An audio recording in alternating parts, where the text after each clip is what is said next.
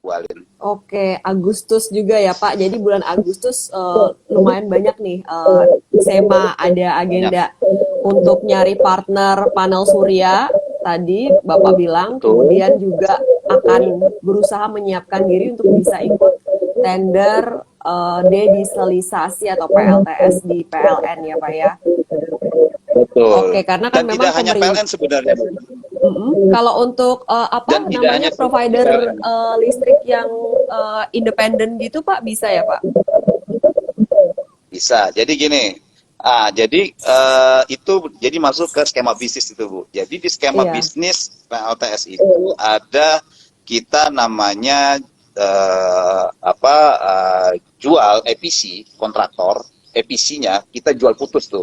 Jual putus ke misalnya Bu Alin mau bikin pabrik, Pak Bob saya mau bikin pabrik, tolong dong saya mau pakai PLTS. Oke, saya jual tuh. Saya jual putus ke Bu Alin, ya sudah, bayar, berapa investasinya bayar. Nah, ada yang IPP atau Independent Power Plant. Nah, untuk Independent Power Plant itu kita semua SEMA yang melakukan investasi, nah Bu Alin bayar berapa KWH terpakai. Nah, untuk menjadi IPP itu ada beberapa persyaratan atau izin-izinnya.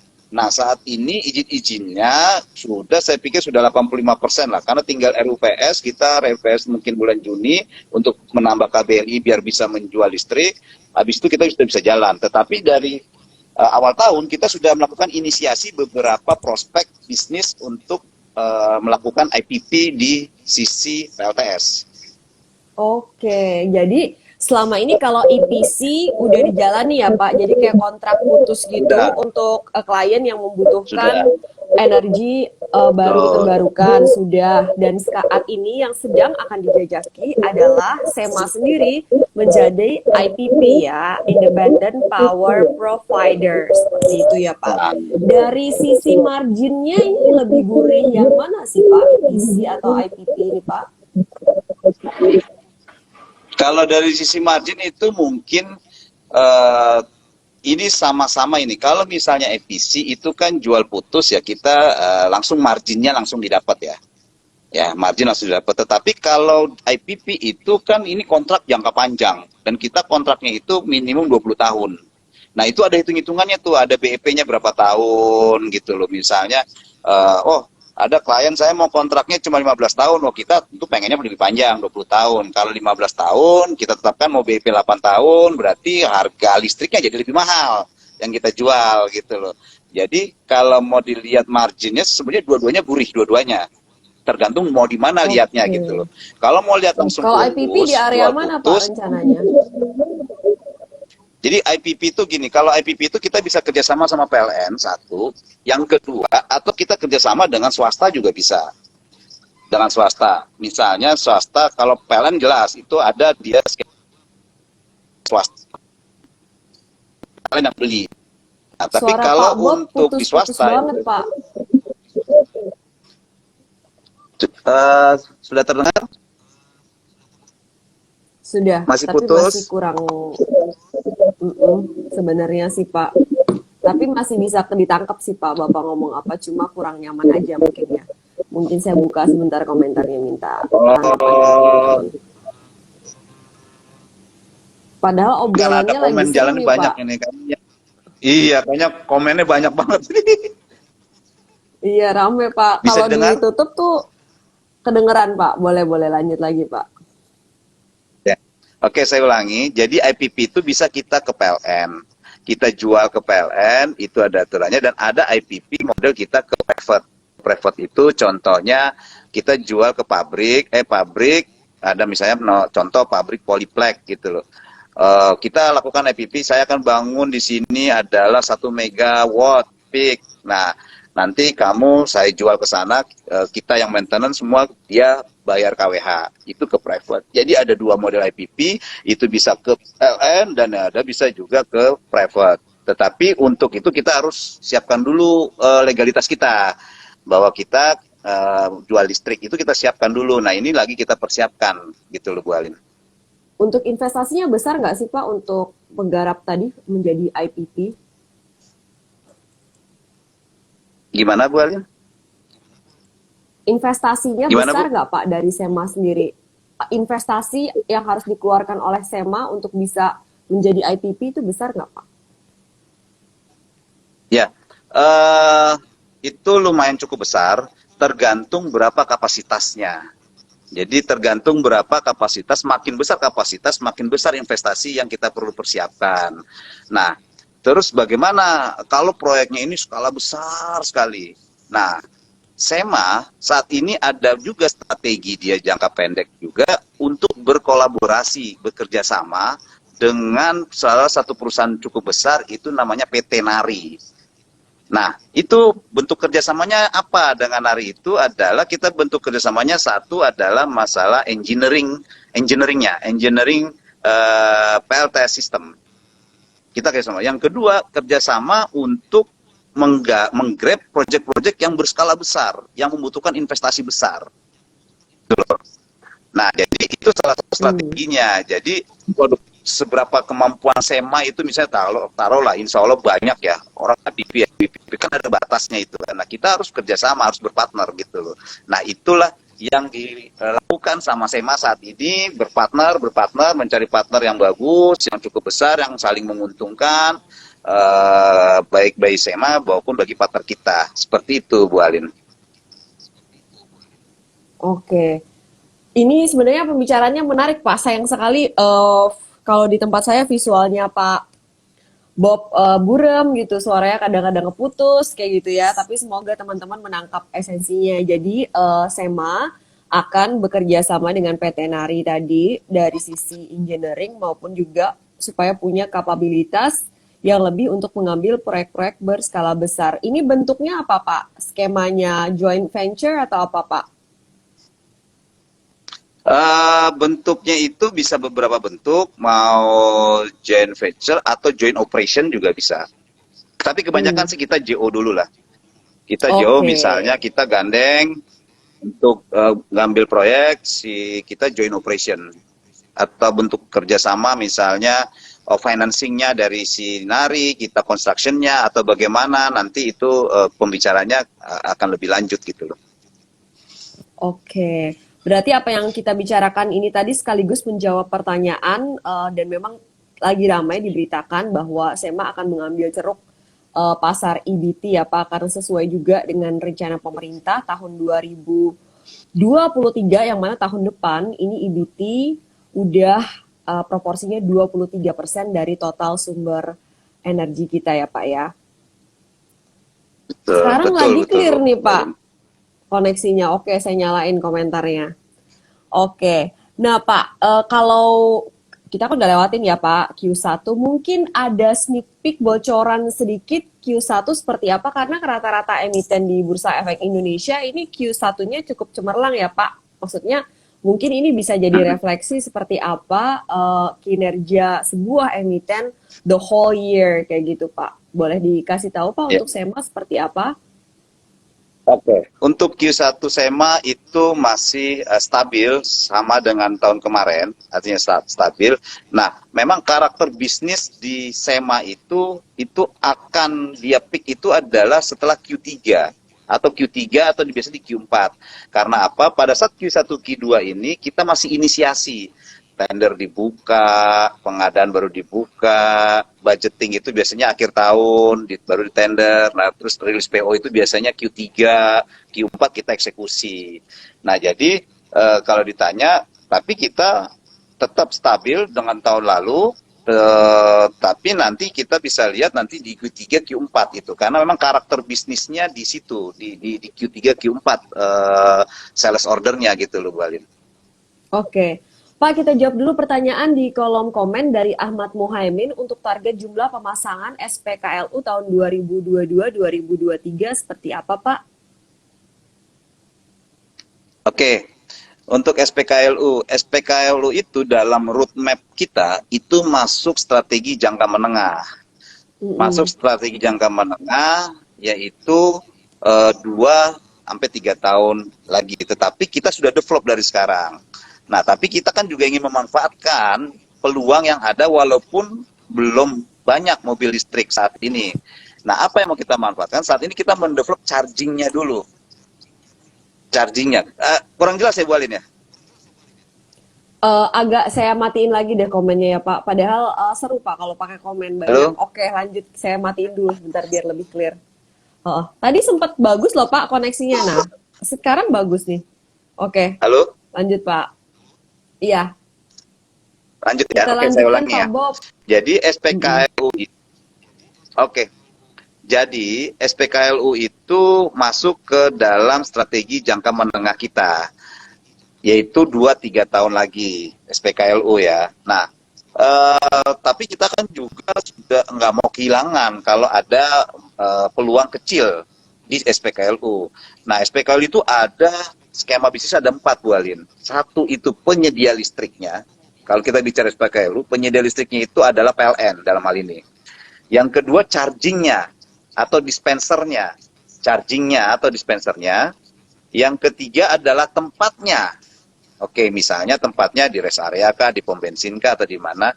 Yang keempat itu adalah OEM-nya, operationnya, yang mengoperasikan siapa.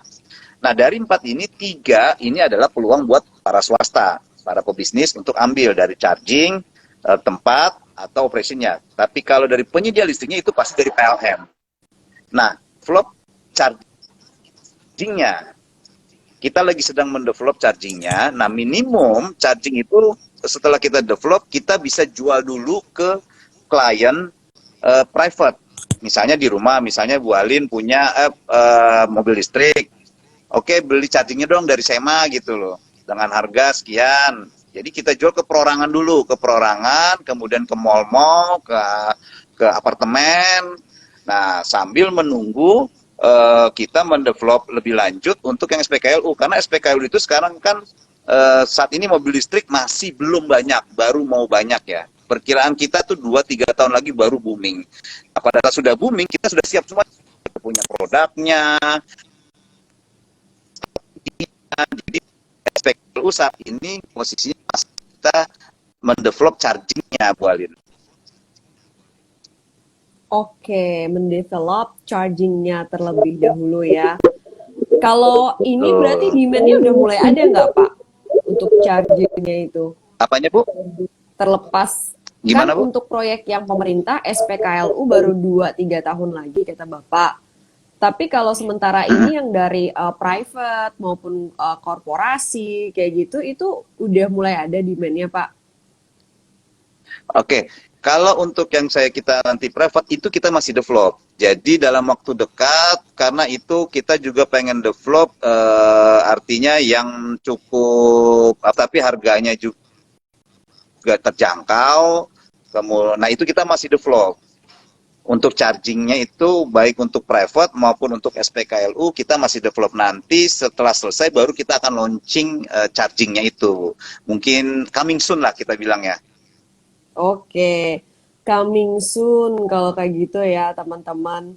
Oke, ini cukup banyak pertanyaannya. Coba saya carikan ya yang pas seperti itu untuk kita bahas sama-sama. Eh, oke, nanti dulu deh pertanyaan saya dulu deh Pak. Pak, tadi kan cukup banyak Ya. plan untuk dilaksanakan di tahun 2022 ini maupun juga jangka menengah sampai 2-3 tahun ke depan. Ini tentunya butuh pembiayaan ya Pak ya, dan kita tahu sekarang tuh eranya tightening gitu, eranya suku bunga acuan di berbagai negara itu akan naik. Indonesia masih belum, tapi kemungkinan juga akan naik di tahun ini. Nah, menurut Bapak ini seperti apa Pak untuk pembiayaan SEMA sendiri? Saya lihat DER-nya 169% ya Pak untuk kondisi saat ini. Mungkin ada alternatif Pak untuk ini? Pak Bob? Iya. Oke, lagi muter-muter nih. Yang muter-muter saya. Kalau bagus di sini saya tadi coba Kalau ini sebentar. Kalau di saya sih Pak Bob yang muter-muter. Apa ternyata saya di tempat Pak Bob muter-muter? Oh, Pak Bob tempat saya muter-muter. iya. Kalau ini di Bu Alinnya muter-muter di saya. Oke, oke, Iya. yang oke pertanyaan, oke, nggak apa-apa. Mudah-mudahan masih bisa ditangkap ya. Jadi gini, Heeh. benar sekarang itu eranya kita tighten ya, karena suku bunga itu juga sangat mempengaruhi dari kinerja sebuah perusahaan. Tetapi sejak kita IPO, kita ini cukup banyak lembaga financing yang mendekat ke kita dengan memberikan suku bunga yang cukup apa namanya itu kompetitif. Jadi kita tuh punya bargaining power nih sekarang nih, sejak IPO nih dengan lembaga keuangan. Itu salah Iya. satu poin plusnya, kita negosiasi sama mereka, atau kadang-kadang kita bandingkan tuh antara yang satu dengan yang ini, kita bandingkan, kita cari yang paling itu. Jadi kita harus melakukan itu sekarang. Kita harus melakukan itu, menegosiasikan dengan lembaga keuangan untuk mendapatkan suku bunga yang kompetitif. Yang kedua, strategi kita adalah kita coba mempercepat production cycle, Bu Alin. Jadi kita mempercepat production cycle itu maksudnya, jadi kalau bisa yang biasanya diproduksi 3 bulan, kita percepat jadi 2 bulan. Biar barangnya bisa dikirim, segera dikirim, dan kita bisa cepat nagih. Artinya kita tidak terbebani dengan suku rate bunga yang cukup lama. Itu. Nah, yang ketiga, kita punya strategi juga selektif terhadap payment ke customer. Misalnya dulu customer DP-nya 10, sekarang kita minta nih 20, 30. Oh, kenapa 30? Biasanya ya kita kasih tahu bahwa ini 30, Anda nanti percepatan kami akan memberikan ini. Nah, itu biasanya ada. Jadi sekarang ada 3 strategi yang kita lakukan untuk hal yang Ibu Alin tanyakan, yaitu kita menegosiasikan dengan pihak lembaga keuangan. Yang kedua, kita coba mempercepat production cycle. Kemudian kita yang ketiga selektif terhadap term of payment customer gitu loh, Bu Alin. Itu kira-kira yang bisa saya sampaikan, Bu. Oke, ini kita bahas berbagai tantangan teman-teman ya satu-satu kayak gitu. Nah, kalau soal supply chain nih Pak, dari sisi risiko supply chain, kita tahu China beberapa kali belakangan ini di saat perekonomian negara lain reopeningnya cukup sukses, di China ini justru beberapa kali masih melakukan pembatasan ya Pak, bahkan lockdown ya Pak ya. Ini apakah mempengaruhi supply chain untuk SEMA sendiri Pak? Ada efeknya nggak Pak? Oke, ini terjadi tadi dari pabrik.